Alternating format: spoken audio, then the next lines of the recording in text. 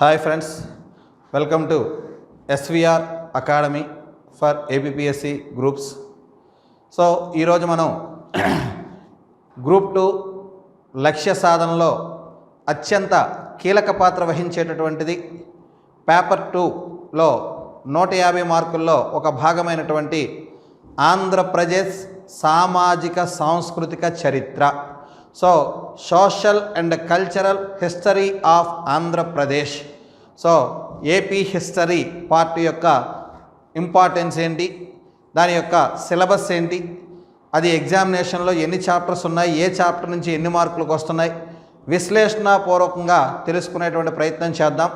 So AP హిస్టరీకి సంబంధించిన course start చేసే ముందు మనం ఎప్పుడైనా ఏ ఎగ్జామినేషన్కి ప్రిపేర్ అయ్యేటప్పుడు ఫస్ట్ ఆఫ్ ఆల్ మనం తెలుసుకోవాల్సింది what is the syllabus. So syllabus ఏంటి, సిలబస్ను మనం ఎంత బాగా విశ్లేషణ చేసుకుంటే 50% సిలబస్ ప్రిపరేషన్ మనం కంప్లీట్ చేసుకున్నట్టే. అదేవిధంగా ప్రీవియస్గా జరిగినటువంటి ఎగ్జామినేషన్స్లో ఆ సిలబస్లో ఏ ఏరియా నుంచి ఎన్ని మార్క్స్ అనేవి, ఎన్ని క్వశ్చన్స్ అనేవి ఇవ్వడం జరిగింది అనే అంశాలను ముందుగా మనం విశ్లేషణ చేసుకోవడం ద్వారా ఆ పర్టికులర్ సిలబస్లో మనం ఏ పాఠ్యాంశాలకు ఎంత వెయిటేజ్ అనేది ఇవ్వాలి, ప్రిపరేషన్లో ఎంత ఎక్కువ భాగం కేటాయించాలి అనే అంశాలపైన ఒక స్పష్టమైనటువంటి అవగాహన మనకు వస్తుంది. సో ఈ వీడియోలో మనం ఏపీ హిస్టరీకి సంబంధించినటువంటి సిలబస్ విశ్లేషణ, ప్రీవియస్ పేపర్స్ అంటే ఈ సిలబస్ మీద జరిగిన ప్రీవియస్ పేపర్స్ 2017 గ్రూప్ 2 మెయిన్స్, అలాగే 2019 గ్రూప్ 2 మెయిన్స్లో మనకి ఏ చాప్టర్ నుంచి ఎన్ని మార్క్స్ వచ్చాయో కొంతవరకు విశ్లేషణపూర్వకంగా తెలుసుకునేటువంటి ప్రయత్నం చేద్దాం. సో ఏపీ హిస్టరీ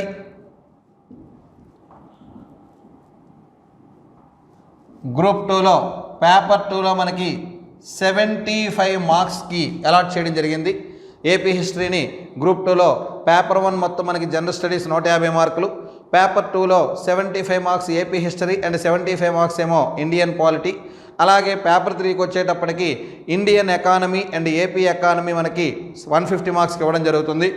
సో ప్రధానంగా మన సిలబస్కి వచ్చేటప్పటికి ఏపీ హిస్టరీ 75 మార్క్స్కి ఇవ్వడం జరుగుతుంది. అయితే టోటల్గా ఎగ్జామినేషన్లో మనకి ఏపీ హిస్టరీ నుంచి 5 యూనిట్లు ఉన్నాయి. సో ఒక్కసారి మనం ప్రారంభం నుంచి ఎండింగ్ వరకు మనం చూసుకున్నట్టయితే ఏపీ హిస్టరీ అనేది ఎక్కడి నుంచి ఎక్కడి వరకు మనం ఏపీ హిస్టరీని తీసుకుంటామని చెప్పేసి అంటే చరిత్ర ప్రారంభం కావడానికి ముందు వరకు కూడా, ముందు నుంచి తీసుకున్నట్టయితే నవ్యాంధ్రప్రదేశ్ ఏర్పడినంత వరకు కూడా. సో ఆంధ్రప్రదేశ్ ఏర్పడినంత వరకు కాదండి, నవ్యాంధ్రప్రదేశ్ ఏర్పడినంత వరకు. ఎందుకంటే ఆంధ్రప్రదేశ్ ఏర్పడిన తర్వాత మరలా 2014లో రాష్ట్రాల పునర్వ్యవస్థీకరణలో భాగంగా, రాష్ట్ర పునర్విభజనలో భాగంగా ఆంధ్రప్రదేశ్ మరొకసారి ఏర్పడింది. దాన్ని నవ్యాంధ్రప్రదేశ్ అని చెప్పేసి చెప్తున్నాము. సో మనకి చరిత్ర ఎప్పుడు ప్రారంభమైందనేటువంటి కాలం దగ్గర నుంచి నవ్యాంధ్రప్రదేశ్ ఏర్పడినంత వరకు జరిగినటువంటి సంపూర్ణ సంఘటనల సమాహారమే ఆంధ్రప్రదేశ్ చరిత్రగా మనం పేర్కొనడం జరుగుతుంది. సో ఈ మొత్తం చరిత్రను అంటే చరిత్ర పూర్వయుగము నుంచి కూడా నవ్యాంధ్రప్రదేశ్ ఏర్పడినంత వరకు ఉన్నటువంటి కాలాన్ని మొత్తం మనం చూసుకున్నట్టయితే ఈ మొత్తం కాలాన్ని 5 యూనిట్ల రూపంలో మనకి సిలబస్లో ఇవ్వడం జరిగింది. సో ఈ సంఘటనలన్నీ కూడా మనకు పరిగణించినట్లయితే కూలంకుషంగా మొత్తం 5 యూనిట్ల రూపంలో ఈ సిలబస్ అంతటినీ కూడా మనకి ఇవ్వడం జరిగింది. ఇందులో first one unit 1. So unit 1, ఈ యూనిట్ 1లో మనకు తీసుకుంటే ఇందులో ప్రధానంగా మనకు పేర్కొన్నటువంటి అంశాలు ఆంధ్రప్రదేశ్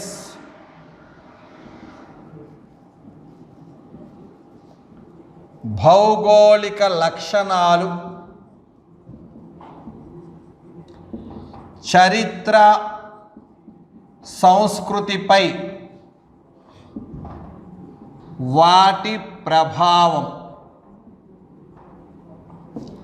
సో యూనిట్ 1లో ఉన్న అంశాలు మనం తీసుకున్నట్టయితే ఆంధ్రప్రదేశ్ భౌగోళిక లక్షణాలు, చరిత్ర సంస్కృతిపై వాటి ప్రభావం, geographical characters of or geographical features of Andhra Pradesh, its impact on history and culture of Andhra Pradesh.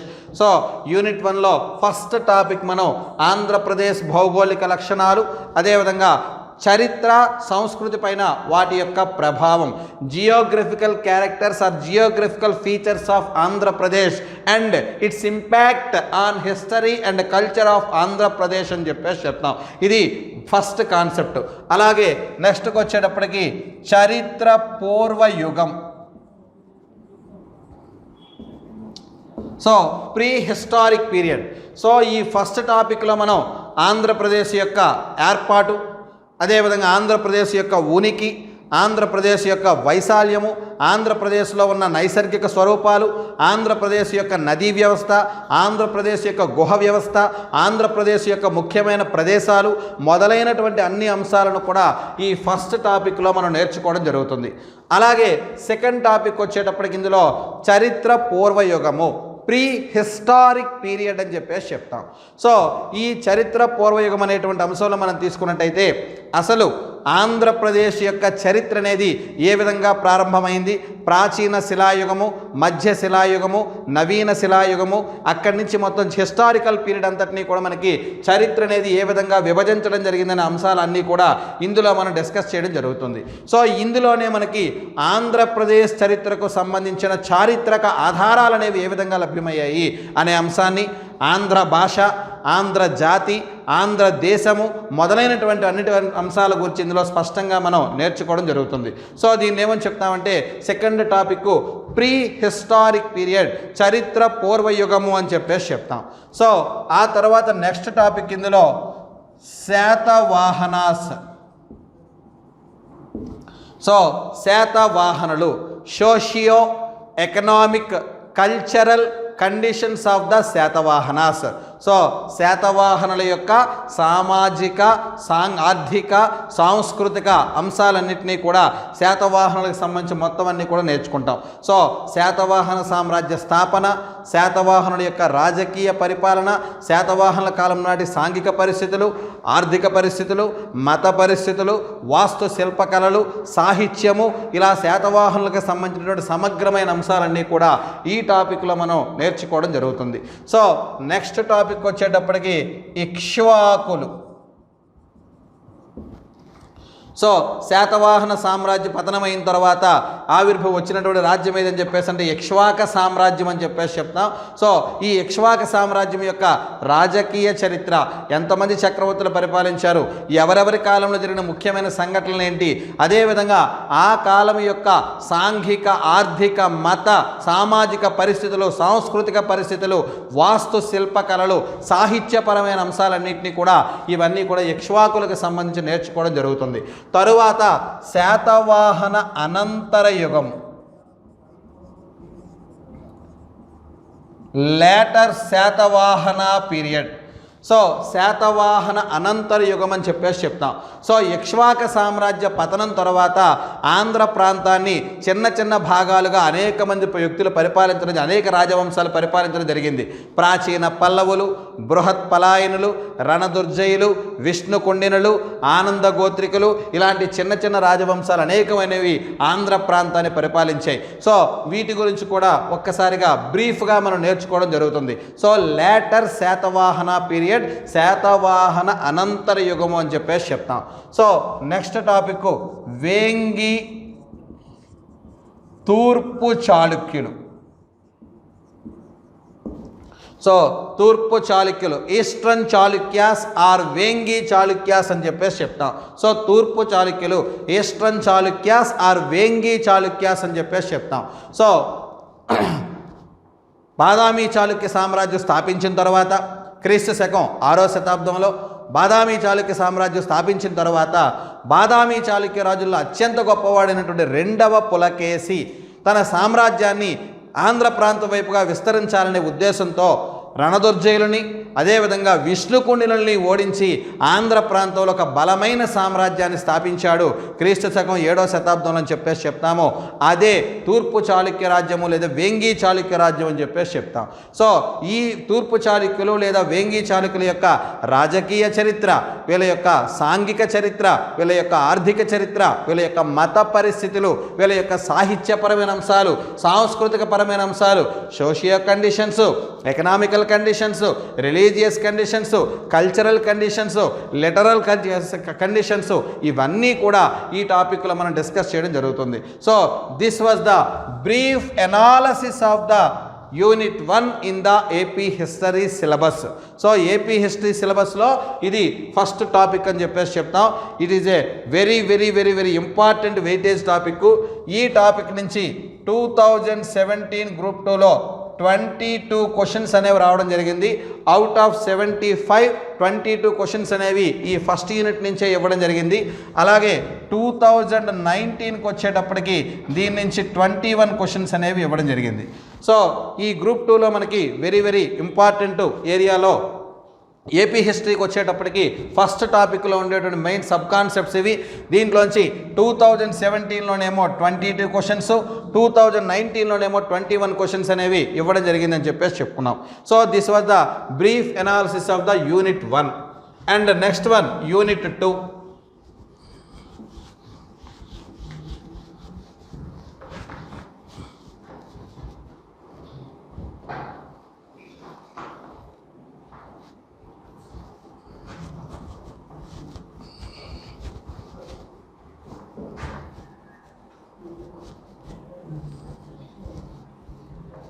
So next one unit 2.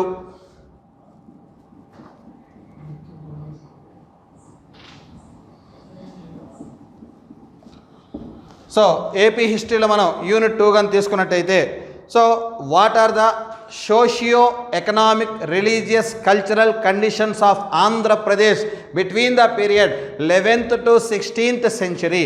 So క్రీస్తు శకం 11వ శతాబ్దం నుంచి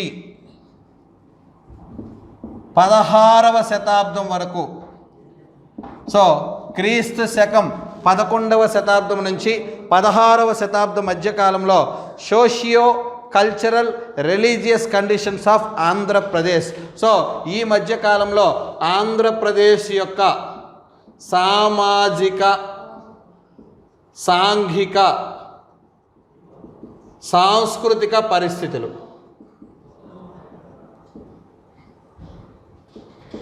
సో ఆంధ్రప్రదేశ్ సామాజిక, సాంఘిక, సాంస్కృతిక పరిస్థితులు, ఇది second unit. This is also very very very important unit అని చెప్పేసి చెప్తాం. సో ఈ యూనిట్లో మనం కవర్ చేసే టాపిక్స్ మనం తీసుకున్నట్టయితే పర్టికులర్గా ఫస్ట్ వన్ కాకతీయులు.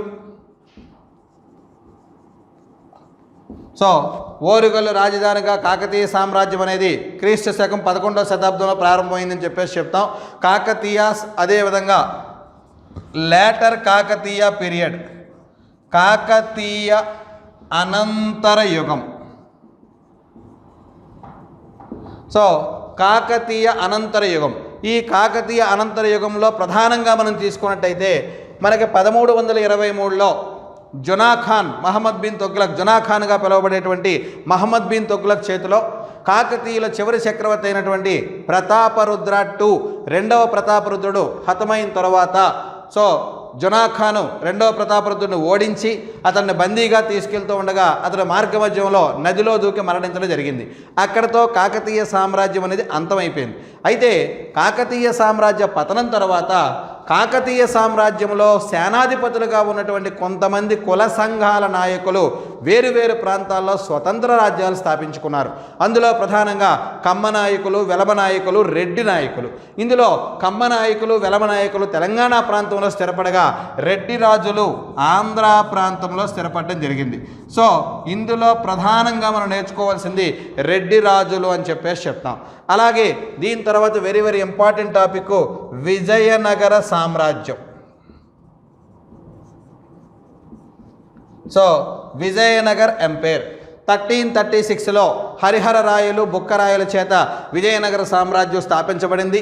అక్కడి నుంచి 1646 వరకు కూడా సుమారుగా 310 సంవత్సరాల పాటుగా విజయనగర సామ్రాజ్యాన్ని అప్రతిహతంగా 4 రాజవంశాలు సంగమ, సాళువ, తులువ, ఆరవీటి వంశాలు పరిపాలన చేయడం జరిగింది. ఈ ఒక్కొక్క వంశకాలంలో ఈ particular period very very important. ఎందుకంటే ఈ కాలంలో అనేక మంది విదేశీ యాత్రికులు భారతదేశానికి వచ్చి పోర్చుగీస్ నుంచి నుంచి, పర్షియా నుంచి, రష్యా నుంచి, ఇటలీ నుంచి అనేక మంది విదేశీ యాత్రికులు భారతదేశానికి వచ్చి భారతదేశం నాటి ఆ కాలం నాటి సాంఘిక, ఆర్థిక, సాంస్కృతిక పరిస్థితుల్ని ప్రపంచానికి తెలియజేసేటట్టు తమ రచనల ద్వారా తెలియజేసేటట్టు చెప్పడం జరిగింది. ఏ కాలంలో అని చెప్పేసి అంటే విజయనగర సామ్రాజ్య కాలంలో. సో ఈ కాలంలోని ఆంధ్రప్రదేశ్ సాంస్కృతిక చరిత్రకు సంబంధించినటువంటి అనేకమైన గొప్ప విషయాలను వెలుగు చూడడం జరిగింది. అదేవిధంగా తెలుగు భాషకు సంబంధించినటువంటి అనేకమైన గొప్ప విషయాలు కూడా ఈ కాలంలో మనకి వెలుగు చూడడం జరిగింది అని చెప్పేసి చెప్తాం. ఇది విజయనగర సామ్రాజ్యం. సో విజయనగర సామ్రాజ్యం తర్వాత మనం నేర్చుకోవాల్సింది కుతుబ్ షాహీలు. సో కుతుబ్ షాహీ సామ్రాజ్యం 1347లో ఏర్పడినటువంటి గుల్బర్గా కేంద్రంగా ఏర్పడినటువంటి బహమనీ సామ్రాజ్యం 1484 నుంచి కూడా పతనం కావడం మొదలుపెట్టింది. సో ఇది 1512 వచ్చేటప్పటికి 5 చిన్న చిన్న రాజ్యాలుగా బీజాపూరు, బీదరు, అహ్మద్నగరు, బేరారు, గోల్కొండ అనేటువంటి చిన్న చిన్న రాజ్యాలుగా విడిపోవడం జరిగింది.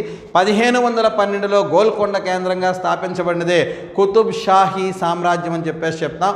సో 1512 నుంచి 1512 నుంచి 1687 వరకు కూడా 175 ఇయర్స్ పాటుగా 7 మెంబర్స్ కుతుబ్ షాహీ సుల్తాన్స్ ఈ గోల్కొండ ప్రాంతాన్ని పరిపాలించడం జరిగింది.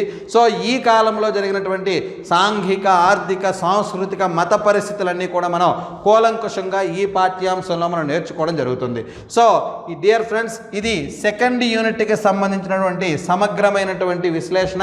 సో క్రీస్తు శకం 11th సెంచరీ నుంచి 16th సెంచరీ మధ్య ఆంధ్రప్రదేశ్ యొక్క సాంఘిక, సాంస్కృతిక, సామాజిక పరిస్థితులు అనేవి ఏ విధంగా ఉన్నాయి, మరి సాంఘిక, సాంస్కృతిక, సామాజిక పరిస్థితులు అనేవి ఏ విధంగా ఉన్నాయో తెలుసుకోవాలి అంటే ఆ కాలంలో మనకి ఇక్కడ పరిపాలించిన రాజవంశాలు, వాళ్ళ యొక్క పరిస్థితులే ఇవన్నీ కూడా ఆనాటి చరిత్రకు సాక్ష్యాలు మరియు ఆనాటి చరిత్రకు దర్పణాన్ని తెలియజేస్తాయని చెప్పేసి మనం ఖచ్చితంగా చెప్పొచ్చు.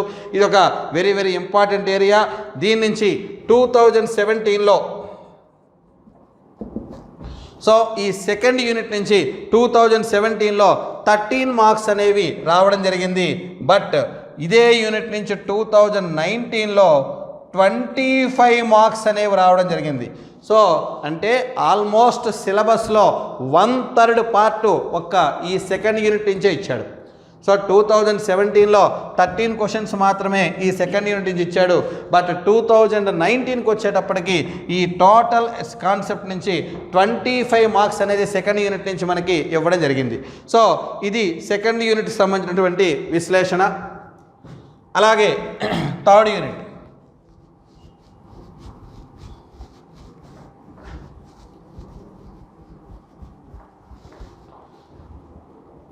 So next unit 3. సో ఒక రకంగా మనం భారతదేశ చరిత్రను ఎలాగైతే ప్రాచీన, మధ్యయుగ, ఆధునిక చరిత్రగా మనం విభజిస్తామో ఆంధ్రప్రదేశ్ చరిత్రను కూడా ప్రాచీన, మధ్యయుగ, ఆధునిక చరిత్రగా మనం భావించినట్టయితే ఫస్ట్ ఆఫ్ ఆల్ యూనిట్ 1 అంతా కూడా మన భారతదేశ చరిత్రలో సాధారణంగా సింధు నాగరికత కాలం నుంచి ఢిల్లీ సుల్తాన్ల పరిపాలన తొలి మధ్యయుగం ప్రారంభమైనంత వరకు భారతదేశంపై ముస్లింల దండయాత్ర వరకు కూడా ప్రాచీన భారతదేశ చరిత్రగా మనం సాధారణంగా విశ్లేషణ చేస్తూ ఉంటాం. సో ఇక్కడ కూడా మనకి ఏంటంటే క్రీస్తు పూర్వం చరిత్ర దగ్గర నుంచి కూడా తూర్పు చాళుక్యుల రాజ్యం పూర్తయినంత వరకు ఉన్నటువంటి యూనిట్ 1 సిలబస్ అంతటిని కూడా ప్రాచీన చరిత్ర. సో యూనిట్ 1 అంతా కూడా ప్రాచీన ఆంధ్రప్రదేశ్ చరిత్ర. అలాగే యూనిట్ 2కి వచ్చేటప్పటికి భారతదేశ చరిత్రలో మన మధ్యయుగ చరిత్ర అని చెప్పేసి అంటే ఢిల్లీ సుల్తాన్ల యొక్క రాక దగ్గర నుంచి మనం తీసుకున్నట్టయితే ఇస్లామిక్ పరిపాలన, ముస్లిం పాలన అంతమయ్యేంత వరకు ఉండేటువంటి కాలాన్ని మనం మధ్యయుగ భారతదేశ చరిత్ర అని చెప్పేసి చెప్తాం. మరి ఆంధ్రప్రదేశ్ చరిత్రకు వచ్చేటప్పటికి క్రీస్తు శకం 11వ శతాబ్దం నుంచి 16వ శతాబ్దం వరకు మధ్య ఉన్నటువంటి కాలాన్ని మధ్యయుగ భారతదేశ చరిత్ర అని చెప్పేసి చెప్తాం. ఇది సెకండ్ యూనిట్ అంతా కూడా మిడివల్ ఏపీ హిస్టరీ.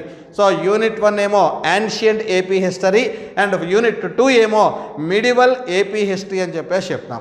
అలాగే నెక్స్ట్ థర్డ్ 1కి వచ్చేటప్పటికి భారతదేశ చరిత్రలో ఆధునిక భారతదేశ చరిత్ర భారతదేశానికి యూరోపియన్ల రాక దగ్గర నుంచి ప్రారంభమైంది. At the same time Andhra Pradesh చరిత్రలో కూడా ఆధునిక ఆంధ్రప్రదేశ్ చరిత్ర యూరోపియన్ల రాక దగ్గర నుంచే ప్రారంభమైందని చెప్పేసి చెప్తాం. సో ఇందులో మనం కాన్సెప్ట్ తీసుకున్నట్టయితే యూరోపియన్ల రాక, వర్తక కేంద్రాల స్థాపన.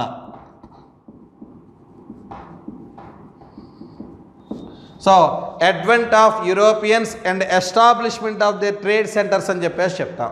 సో యూరోపియన్ల రాక అండ్ వర్తక కేంద్రాల స్థాపన. సో భారతదేశానికి Portuguese, Dutch, British, Denmark, French Europeans రావడం జరిగింది. వాళ్ళ యొక్క వ్యాపార అవసరాల కోసం వచ్చారు. వేరు వేరు ప్రాంతాలలో వారు వర్తక స్థావరాలు లేదా వర్తక కేంద్రాలు అనేవి స్థాపించడం జరిగింది. సో ఎవరెవరు ఎక్కడెక్కడ వర్తక కేంద్రాలు స్థాపించారు, వారి మధ్య ఆధిపత్య పోరణ ఏ విధంగా జరిగిందనే విషయాన్ని మనం ప్రధానంగా ఇక్కడ మనం నేర్చుకుంటాం. అదేవిధంగా సెకండ్ వన్ వచ్చేటప్పటికి కంపెనీ పాలనలో ఆంధ్రదేశం. సో బ్రిటిష్ వారు భారతదేశానికి వచ్చిన తర్వాత ఈస్ట్ ఇండియా కంపెనీ అనేది ఏర్పాటు చేసి ఆ ఈస్ట్ ఇండియా కంపెనీ కింద భారతదేశం పైన ఆధిపత్యాన్ని దక్కించుకొని క్రమక్రమంగా ఆంధ్ర ప్రాంతం పైన కూడా ఆధిపత్యాన్ని దక్కించుకున్నారు. సో ఈ ఆంధ్ర ప్రాంతం పైన ఏ విధంగా ఆధిపత్యాన్ని కొనసాగించి పరిపాలన అనేది ఏ విధంగా కొనసాగించారని చెప్పేసి చెప్తాం. సో ముందుగా ఆంధ్రదేశము పరిపాలనలో ఈస్ట్ ఇండియా కంపెనీ యొక్క పరిపాలన అనేది ఏ విధంగా సాగిందనే విషయం చెప్తాం. నెక్స్ట్ 1857 రివాల్ట్ అని చెప్పేసి చెప్తాం. So impact of that on Andhra. So ఆంధ్రపై దాని ప్రభావం. సో 1857 సిపాయిల తిరుగుబాటు, sepoy revolt or 1857 revolt. So its impact on Andhra. So సిపాయిల తిరుగుబాటు భారతదేశ వ్యాప్తంగా వివిధ ప్రాంతాల్లో జరిగింది. దాని యొక్క ప్రభావం ఆంధ్ర ప్రాంతంలో ఎంతవరకు ప్రభావం చూపిందనే విషయాన్ని కూడా ఇక్కడ మనం డిస్కస్ చేయడం జరుగుతుంది. అలాగే సామాజిక సాంస్కృతిక జాగృతి. So social and cultural awareness అని చెప్పేసి చెప్తాం. Social and cultural awareness. So దీన్నే సాంఘిక సాంస్కృతిక పునరుజ్జీవనం అని కూడా మనం చెప్తాం. యాక్చువల్గా భారతదేశంలోని 17th సెంచరీ వచ్చేటప్పటికి భారతదేశం అంతా కూడా తీవ్రమైనటువంటి దురాచారాలతో మనకి నిండిపోయి ఉండేది. సతీ సహగమనము, బాల్య వివాహాలు, అదేవిధంగా స్త్రీలకు విద్య లేకపోవడము, వితంతువులకు పునర్వివాహాలు లేకపోవడము, ఇలాంటి దుస్సాంప్రదాయాలతో భారతదేశము అట్ ద సేమ్ టైం భారతదేశంలో అంతర్భాగంగా ఉన్న ఆంధ్ర ప్రాంతం కూడా ఇవన్నీ నిండిపోయి ఉన్నాయి.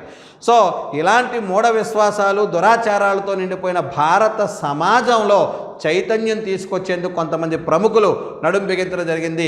రాజా రామ్మోహన్ రాయ్, కేశవ చంద్రసేన్, ఈశ్వరచంద్ర విద్యాసాగర్ ఎంతో గొప్పవారు ఈ సాంఘిక సాంస్కృతిక పునరుజ్జీవన ఉద్యమంలో వారు పాలు పంచుకోవడం జరిగింది.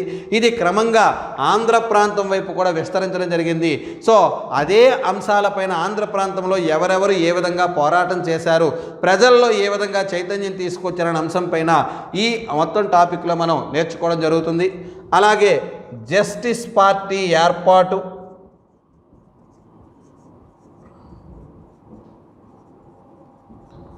ఆత్మగౌరవ ఉద్యమాలు. So establishment of the Justice Party and self respect movements అని చెప్పేసి చెప్తాం. సో తమిళనాడులో బ్రాహ్మణ ఆధిపత్యానికి వ్యతిరేకంగా ఆవిర్భవించినటువంటి పార్టీయే జస్టిస్ పార్టీ అని చెప్పేసి చెప్తాం. సో ఈ జస్టిస్ పార్టీ అనేది ఏ విధంగా ఏర్పాటు చేయబడింది, అదే క్రమంలో వచ్చినటువంటి మన ప్రాంతంలో పర్టికులర్గా జరిగినటువంటి ఆత్మగౌరవ ఉద్యమాలు, ఆది ఆంధ్ర ఉద్యమం లాంటి మొదలైన ఉద్యమాలన్నింటినీ కూడా ఈ టాపిక్లో మనం డిస్కస్ చేయడం జరుగుతుంది. అదేవిధంగా నేషనల్ మూమెంట్ ఇన్ ఆంధ్ర. ఆంధ్రలో జాతీయోద్యమ వ్యాప్తి. So national movement in Andhra. So ఆంధ్రలో జాతీయోద్యమ వ్యాప్తి. యాక్చువల్గా భారతదేశంలో 1885లో జాతీయ కాంగ్రెస్ స్థాపించిన తర్వాత దగ్గర నుంచి భారతదేశంలో అధికారికంగా స్వాతంత్ర సంగ్రామంలో స్వాతంత్ర పోరాటం అనేది ప్రారంభమైందని చెప్పేసి మనం చెప్పొచ్చు. ఇది కార్యరూపం దాల్చేటప్పుడు చాలా కాలం పట్టినా దీని యొక్క బీజాలు ఎక్కడ పడ్డాయని చెప్పేసి అంటే 1885లో ఇండియన్ నేషనల్ కాంగ్రెస్ ఎస్టాబ్లిష్మెంట్ అప్పుడే దీని యొక్క బీజాలు అనేవి పడ్డాయని చెప్పేసి చెప్తాం. సో భారత జాతీయ ఉద్యమంలో అనేకమైన సంఘటనలు జరిగాయి. సో భారత జాతీయ కాంగ్రెస్ స్థాపన దగ్గర నుంచి తీసుకున్నట్టయితే భారతదేశంలో జరిగిన మొట్టమొదటి ఉద్యమము వందే మాతర ఉద్యమం కానీ, ఆ తర్వాత జరిగినటువంటి సహాయ నిరాకరణ ఉద్యమం కానీ, ఆ తర్వాత హోమ్ రూల్ ఉద్యమం కానీ, తర్వాత ఉప్పు సత్యాగ్రహం కానీ, ఇలాగ అనేకమైన సంఘటనలన్నీ కూడా భారతదేశంలో జరిగాయి. వీటన్నిటి యొక్క ప్రభావం కూడా ఆంధ్ర ప్రాంతంలో కూడా ప్రభావం ప్రధానంగా ఉందని చెప్పేసి చెప్తాం. సో ఇవి అదేవిధంగా నెక్స్ట్ టాపిక్ జాతీయవాద కవిత్వం యొక్క అభివృద్ధి. So patriotic poetry or nationalist poetry అని చెప్పేసి చెప్తాం. భారతదేశ ప్రజల్లో పర్టికులర్గా ఆంధ్ర ప్రాంత ప్రజల్లో చైతన్యం తీసుకురావడం కోసం ఏ విధంగా జాతీయవాద కవిత్వం అనేది అభివృద్ధి చెందిందనేది ఈ టాపిక్లో మనం నేర్చుకోవడం జరుగుతుంది. ఇవి యూనిట్ 3లో ఉన్నటువంటి మేజర్ ఇంపార్టెంట్ యూనిట్స్ అని చెప్పేసి చెప్తాం. దీని నుంచి 2017లో 21 మార్క్స్ అనేవి ఈ టాపిక్ నుంచి రావడం జరిగింది. అలాగే 2019లో 16 మార్క్స్ ఏమో ఈ టాపిక్ నుంచి రావడం జరిగింది. సో 2017లో 21 మార్క్స్, 2019లో ఈ టాపిక్ నుంచి 16 మార్క్స్ అనేది రావడం జరిగింది. ఇది యూనిట్ 3కి సంబంధించి.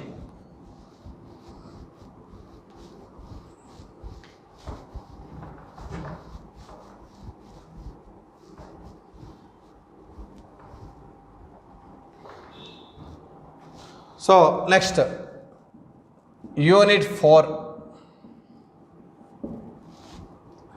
సో యూనిట్ 4 మనం తీసుకున్నట్టయితే ఈ యూనిట్ 4 కనుక మనకి ప్రధానంగా మనం పరిశీలించినట్లయితే ఇది కంప్లీట్గా ఆంధ్ర ఉద్యమం ఆవిర్భావం దగ్గర నుంచి ఇది కంప్లీట్గా మనకి ప్రారంభమవుతుంది. అంటే భారతదేశానికి స్వాతంత్రం రావడానికి ముందు ఆంధ్ర ప్రాంతం అంతా కూడా మద్రాసు రాష్ట్రంలో భాగంగా ఉండేది. సో మద్రాసు రాష్ట్రంలోని భాగంగా ఉన్నటువంటి ఆ తెలుగు ప్రాంతాన్ని అంతటినీ కూడా ఆంధ్ర ప్రాంతాన్ని అంతటినీ కూడా ఒక ప్రత్యేక రాష్ట్రంగా ఆవిర్భవింప చేయడం కోసం ఎంతోమంది వ్యక్తులు కృషి చేయడం జరిగింది. సో ఆంధ్ర ఉద్యమ వ్యాప్తి, సో ఆంధ్ర రాష్ట్ర ఏర్పాటు అని చెప్పేసి చెప్తాం. So origin and growth of Andhra movement, Andhra రాష్ట్రం ఉద్యమానికి ప్రారంభము మరియు దాని యొక్క అభివృద్ధి అనేది ఏ విధంగా జరిగిందని చెప్పేసి చెప్తాం. ఇందులో ఆంధ్ర మహాసభల పాత్ర, సో ఆంధ్ర మహాసభలు అనేవి ఏ విధంగా ఆంధ్ర రాష్ట్ర సాధనలో కీలక పాత్ర వహించాయి. అదేవిధంగా 1953లో ఆంధ్ర రాష్ట్ర ఏర్పాటు దిశగా, సో 1953లో ఆంధ్ర రాష్ట్ర ఏర్పాటు దిశగా జరిగినటువంటి సంఘటనలు, పొట్టి శ్రీరాములు గారి యొక్క ఆత్మార్పణ దీక్ష కావచ్చు, ఇవన్నీ కూడా ఆంధ్ర రాష్ట్ర ఏర్పాటు దిశగా జరిగినటువంటి సంఘటనలు. అదేవిధంగా ఈ విధంగా ఏ విధంగా డెవలప్ అయిందని చెప్పేసి చెప్తాం. సో ఇది కంప్లీట్గా మనకు 4th యూనిట్ అని చెప్పేసి చెప్తాం. ఈ 4th యూనిట్ నుంచి 2017లో 10 క్వశ్చన్స్, 2019లో 6 క్వశ్చన్స్ దీని నుంచి రావడం జరిగింది. అదేవిధంగా నెక్స్ట్ యూనిట్ 5.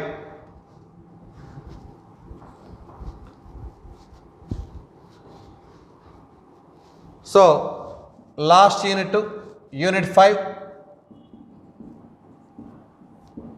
ఏపీ హిస్టరీలో యూనిట్ 5 మనం తీసుకున్నట్టయితే దీని ముందు చెప్పుకున్న 4th యూనిట్ ఏమో మద్రాసు రాష్ట్రం నుంచి ఆంధ్ర రాష్ట్రం ఏర్పడడానికి ఏ విధమైన పరిస్థితులు దారితీసే విషయాన్ని పరిశీలించినట్లయితే ఈ యూనిట్ 5లో ఆంధ్ర రాష్ట్రము, హైదరాబాద్ రాష్ట్రంలో అంతర్భాగంగా ఉన్నటువంటి తెలుగు ప్రాంతము రెండూ కలిపి ఆంధ్రప్రదేశ్ ఏర్పాటు దిశగా జరిగినటువంటి పరిణామాలు. సో ఆంధ్రప్రదేశ్ ఏర్పాటుకు దారి తీసిన పరిస్థితులు, సో ఆంధ్రప్రదేశ్ అనేది ఏర్పాటుకు దారి తీసినటువంటి పరిస్థితులు. దీనిలో భాగంగా మనకి విశాలాంధ్ర మహాసభ,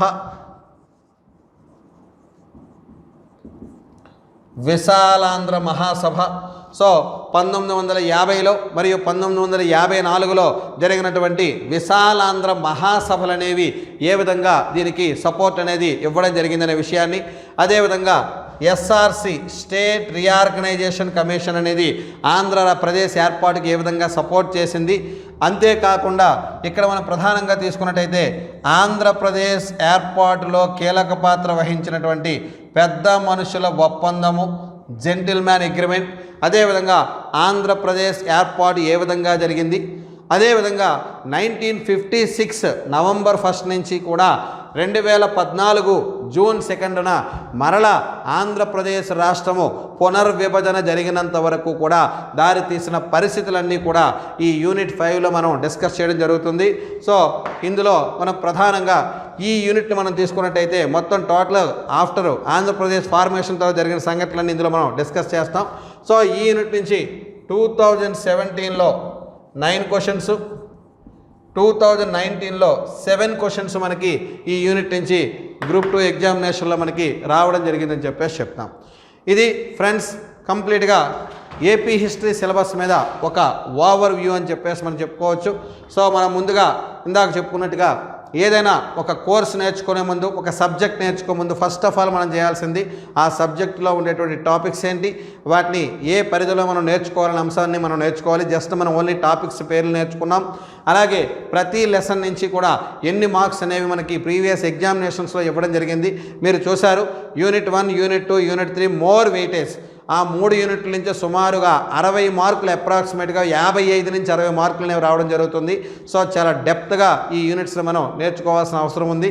అలాగని యూనిట్ 4, యూనిట్ 5 తక్కువని కాదు, సిలబస్ వెయిటేజ్ని బట్టి మనం ఎక్కువగా నేర్చుకోవాల్సినటువంటి అంశాలు. సో ముందు క్లాసుల్లో వీటి గురించి మరింత కూలంకుషంగా సమగ్రంగా నేర్చుకునేటువంటి ప్రయత్నం చేద్దాం. Thank you students.